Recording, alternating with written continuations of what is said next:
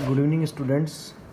तो for BSc part second year students के लिए आज हम नई यूनिट शुरू करने जा रहे हैं। मैंने आपको अभी तक के लिए आपको 2 यूनिट मैंने एक बार कवर करा दी हैं। एक तो सॉल्यूशन वाली जिसमें वेपर प्रेशर है, आपके कॉलिगेटिव प्रॉपर्टीज, आंशिक आनुषंगिक गुणधर्म, वो वाली यूनिट करा दी है।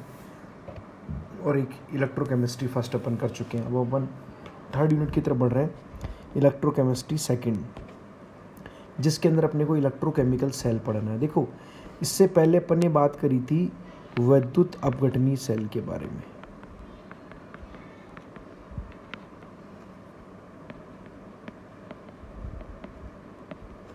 और आज हम बात करेंगे वैद्युत रासायनिक सेल के बारे में, जिसको अपन इंग्लिश में इलेक्ट्रोकेमिकल सेल भी कहते हैं। उसमें सारे अपन ने वैद्युत अपघटनीय सेल के अंदर फैराडे लॉ, जितनी भी सारी चीज़ें दुनिया भर की अपन ने पढ़ी हैं। अब हम बात करने जा रहे हैं वैद्युत रासायनिक सेल के बारे में। देखिए, वैद्युत रासायनिक सेल को अपन इंग्लिश में बोलते हैं इलेक्ट्रोकेमिकल सेल।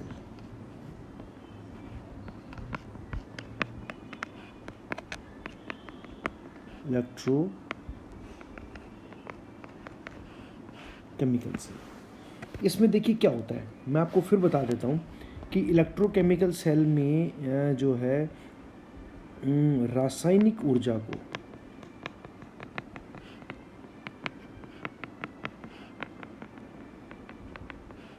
वैद्युत ऊर्जा में परिवर्तित किया जाता है, जबकि इलेक्ट्रोलाइटिक सेल में क्या था, उल्टा था। रासायनिक ऊर्जा को वैद्युत ऊर्जा में परिवर्तित किया जाता है। तो रासायनिक ऊर्जा को वैद्युत ऊर्जा में परिवर्तित किया जाता है, जबकि इलेक्ट्रोलाइटिक सेल में, वैद्युत अपघटनीय सेल में क्या होता था, विद्युत ऊर्जा को किसमें परिवर्तित किया जाता था, रासायनिक ऊर्जा। उल्टा था। देखिए, दोनों के डायग्राम से मैं आपको बता देता हूँ, थोड़ा सा ब्रीफ कर रहा हूँ। ये आपका इलेक्ट्रोलाइटिक सेल था, ये आपका इलेक्ट्रोकेमिकल सेल था, जिसको अपन पढ़ने वाले हैं। इसके अंदर ये 2 इलेक्ट्रोड थे, इनको किससे जोड़ा था, बैटरी से। और इसके अंदर क्या थे, एनोड और कैथोड।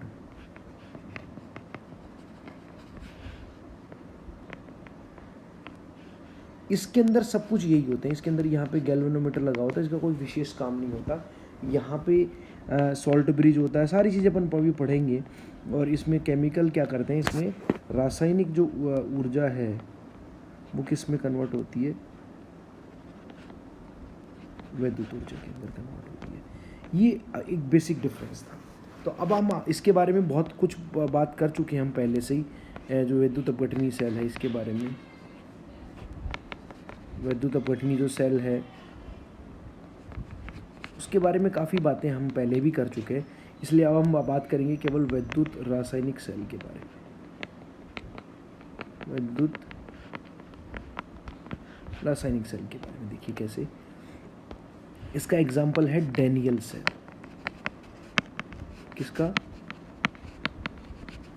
वैद्युत रासायनिक सेल का, या फिर अपन गैल्वनी सेल भी बोलते हैं।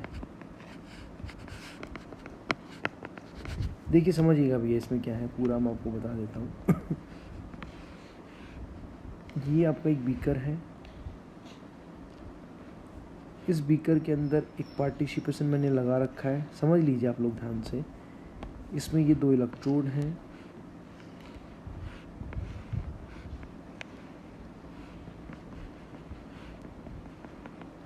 और ये 2 इलेक्ट्रोड जो हैं वो गैल्वेनोमीटर से विभव नापने के लिए, या मैं कह दूं धारा नापने के लिए, जो भी आप लगाना चाहें, ये लगा रखा है।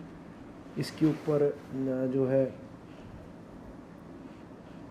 नेगेटिव चार्ज है, इसके ऊपर पॉजिटिव चार्ज है।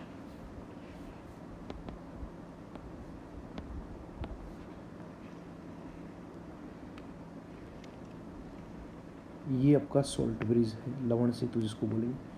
क्या इनकी प्रोसेस है वो मैं आप सब लोगों को बताऊंगा इसके बारे में। ये एक वैद्युत अपघट्य विलयन भरा हुआ है इसके अंदर भी भरा हुआ है, देख लीजिए, मैं आपको बता देता हूँ। अब क्या है, ये है कॉपर सल्फेट का वैद्युत अपघट्य का विलयन। किसका? कॉपर सल्फेट का विलयन।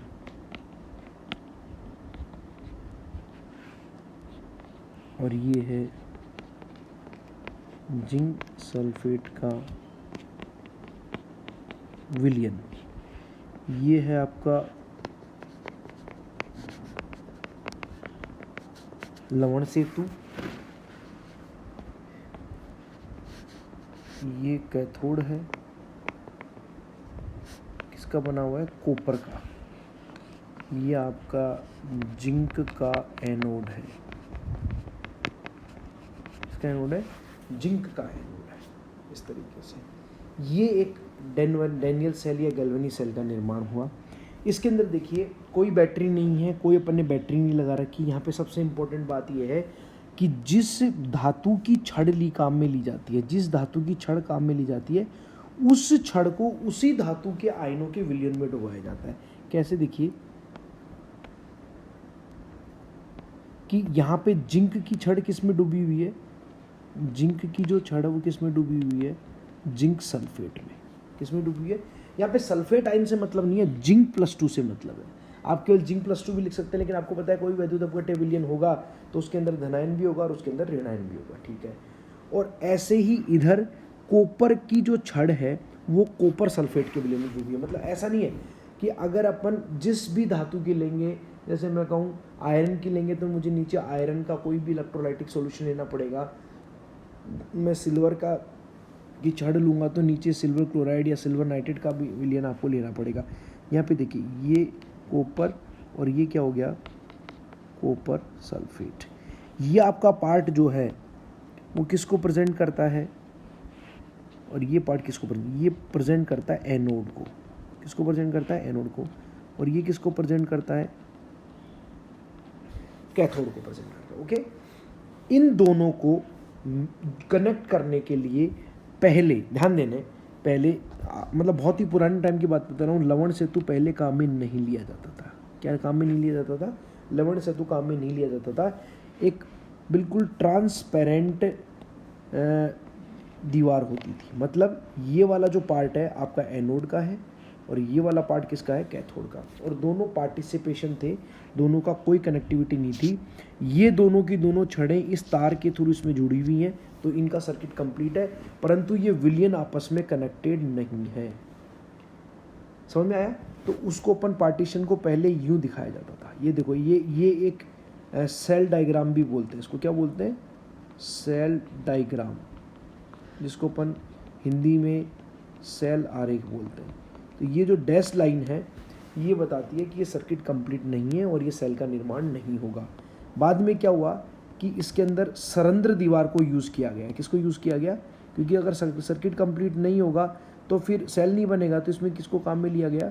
सरंध्र दीवार को। इस तरीके से उससे क्या होने लग गया, दोनों सेल जो हैं वो आपस में कनेक्टेड तो हो गए, परंतु एक दूसरे की विपरीत दिशा में आयनों के गमन के कारण यहाँ पे एक द्रव द्रव संधि विभव उत्पन्न हुआ। उसके बारे में बात करेंगे अपन आगे। क्या उत्पन्न हुआ?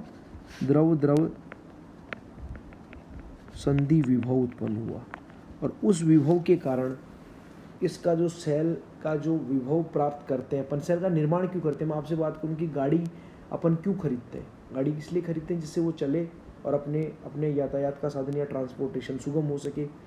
कोई भी काम क्यों करते हैं? जिसका वो फंक्शन वो करेगा। तो यहाँ पे सेल का निर्माण क्यों किया गया कि मुझे उससे विभव मिले, उस सेल को मैं वॉच में काम में लेता हूँ, मेरे और बहुत सारे मशीनरी आइटम में काम में लेता हूँ। तो यहाँ पे जो सेल से विभव प्राप्त होता है उस विभव के विरुद्ध प्रकृति का ये द्रव द्रव संधि विभव होता है। मतलब जैसे मान लीजिए सेल का विभव 1.5 वोल्ट प्राप्त हो रहा है, तो द्रव संधि विभव का मान प्राप्त होगा -0.23 वोल्ट। तो ये विभव क्या करेगा? इसको कमी तो करेगा, तो सेल की दक्षता कम करेगा। इसलिए हमें चाहिए कि द्रव द्रव संधि विभव को यहाँ से हटाया जाए। समझ में आ रहा है कि नहीं आ रहा? द्रव द्रव संधि विभव को यहाँ से हटाया जाए। इसलिए क्या हुआ कि अब अगर अब इसको आजकल काम में नहीं लेते, किसको? सरंध्र दीवार को काम में नहीं लिया जाता। किसको? क्योंकि इसका कारण क्या है, समझ लीजिए, इसका कारण ये कौन सी दीवार है? सरंध्र दीवार। सरंध्र दीवार। इसकी सबसे बड़ी कमी ये है कि इस दीवार की वजह से यहाँ पर सेल के अंदर एक द्रव द्रव संधि विभव की व्युत्पत्ति होती है, और इस द्रव द्रव संधि विभव की नेचर ऐसी होती है कि ये सेल के द्वारा उत्पन्न किए गए विभव के विरुद्ध में कार्य करता है, जिससे कुल सेल के विभव का मान घट जाता है। ओके, इसलिए आजकल इसकी जगह के ऊपर लवण सेतु का उपयोग किया जाता है। किसका उपयोग किया जाता है? लवण सेतु का। मतलब इस दीवार को वापस क्या कर दिया गया? कंप्लीट पैक कर दिया गया, इसमें से कोई आवागमन नहीं होगा, और उसकी जगह पे क्या काम में लेने लग गए? एक लवण सेतु काम में लेने लगे। लवण सेतु एक्चुअली बेसिकली एक यू आकार की नली होती है। क्या होती है? यू आकार की नली होती है, जिसका एक मुंह एनोड में डूबा रहता है और दूसरा मुंह कैथोड में डूबा रहता है। और ये क्या करता है? इस लवण सेतु के अंदर, इस लवण सेतु के अंदर, एक लवण सेतु के अंदर, लवण सेतु में एक गाढ़ा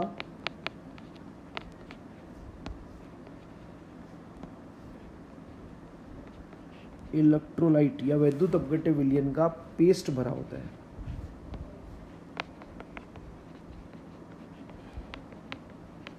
वैद्युत अपघट्य विलयन का पेस्ट भरा जाता है। चूंकि अब इसमें आयन है, इसलिए ये सुचालक होगा, इसलिए करंट एनोड क्षेत्र से कैथोड क्षेत्र में प्रवाहित हो जाएगा। तो सर्किट कंप्लीट हो गया कि नहीं हो गया? और दूसरी बात क्या है कि जिस क्षेत्र में या जिस विभाग में, मतलब एनोड विभाग में जिन आयनों की कमी होगी वो आयन ये दे देगा, कैथोड विभाग में जिन आयनों की कमी होगी वो कैथोड को दे देगा। इसका मतलब यह सर्किट या मैं कह दूं परिपथ को पूर्ण करता है।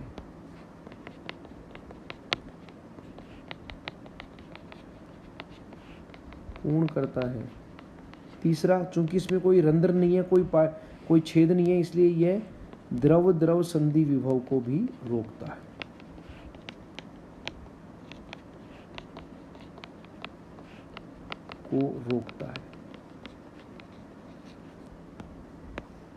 इसका मतलब क्या हुआ? सेल विभव का मान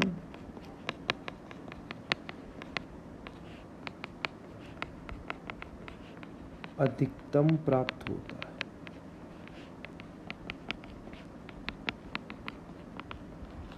अधिकतम। तो ये लवण सेतु के फायदे हैं। ये पूरा एक मैंने आपको इलेक्ट्रोलाइटिक सेल के बारे में बताया।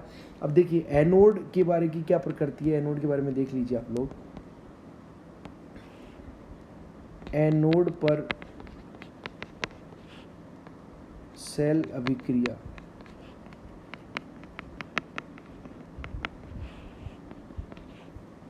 एनोड पर सदैव ऑक्सीकरण अभिक्रिया होती है। कौन सी अभिक्रिया होती है? ध्यान रखना, कौन सी अभिक्रिया होती है? और इलेक्ट्रोलाइटिक सेल के लिए आप ध्यान रख सकते हैं एक word alone. E for anode याद रखने के लिए, एल फॉर लेफ्ट साइड। ये हमेशा लेफ्ट साइड में दिखाया जाता है। देखो यहाँ पे मैंने इसको लेफ्ट साइड में दिखाया है, और इधर क्या दिखाया है? कैथोड। तो हमेशा लेफ्ट साइड में होता है। O for oxidation, N for, इस पर हमेशा कौन सा चार्ज होता है?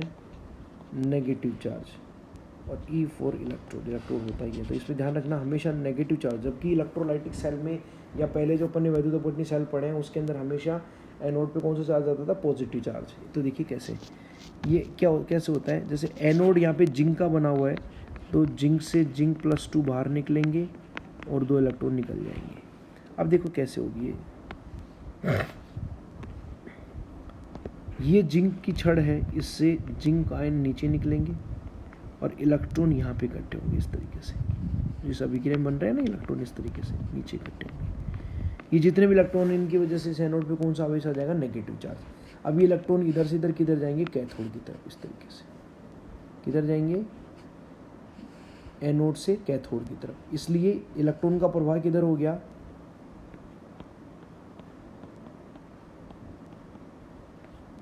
एनोड से कैथोड की ओर। आपने फिजिक्स में पढ़ा होगा कि जो प्रवाह इलेक्ट्रॉन का होता है उसका उल्टा प्रवाह किसका होता है, धारा का।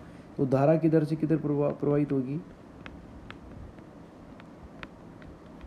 कैथोड से एनोड की ओर। ये भी बहुत इंपॉर्टेंट चीज़ है, वो ध्यान रखनी है।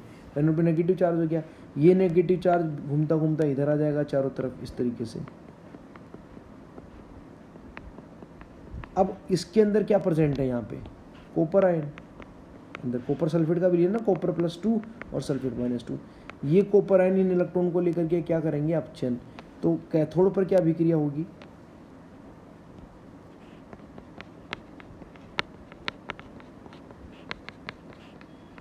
कैथोड पर कौन सी अभिक्रिया होती है, अपचयन अभिक्रिया। मतलब कॉपर +2 आयन जो विलयन में उपस्थित है, इसलिए एक्वस लिख रहा हूँ, छड़ पर उपस्थित इलेक्ट्रॉन को ग्रहण करेंगे और कॉपर बना देंगे। तो इन कॉपर आयनों की वजह से यहाँ पर इस छड़ के ऊपर क्या जाता है, इधर देखिए ये कॉपर आयन चारों तरफ इकट्ठे हो जाते हैं यहाँ पे, जिसकी वजह से यहाँ पे कौन सा चार्ज आता है, पॉजिटिव चार्ज, और ये फिर इस तरीके से कॉपर में परिवर्तित हो जाते हैं। तो कुल सेल अभिक्रिया जो है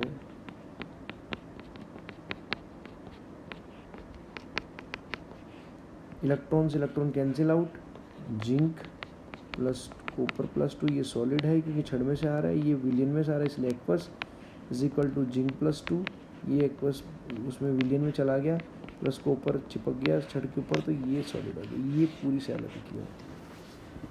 कल हम नेक्स्ट क्लास के बारे में देखेंगे इसकी रिवर्सिबल सेल, डेंसर समीकरण एक्सेट्रा। Thank you.